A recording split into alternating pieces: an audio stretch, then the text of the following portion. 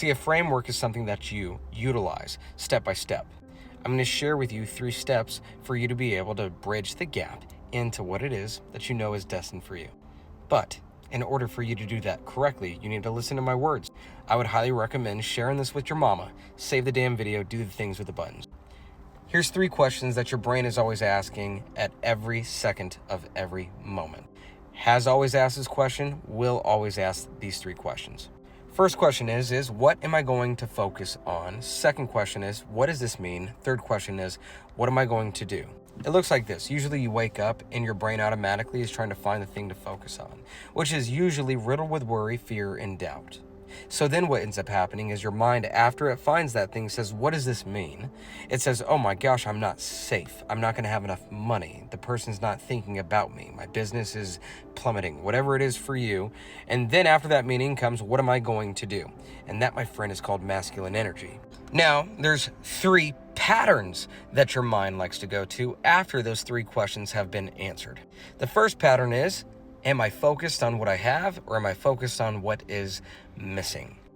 I'm willing to bet you and all your friends really quickly go find a focus on what is missing. The second pattern that the brain automatically falls into is, am I focused on what I can control, or am I focused on what I can't?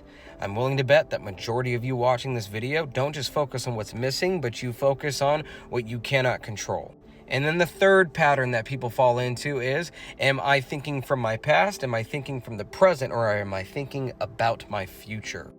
Weird enough, if you think about what's missing and you think about what you can't control and you're worried about what's going to happen, then my friend, you're completely out of your power. You have no identity except for the one that's riddled with fear.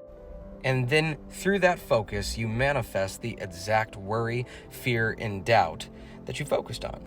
So here's what I want you to understand by utilizing this framework. Number 1, instead of focusing on what you do not have and what is missing, I want you to trade your obligations and expectations with appreciation. Oh yeah, I want you to appreciate what you have. Not by sitting and saying, I'm so grateful that I have this and this and this.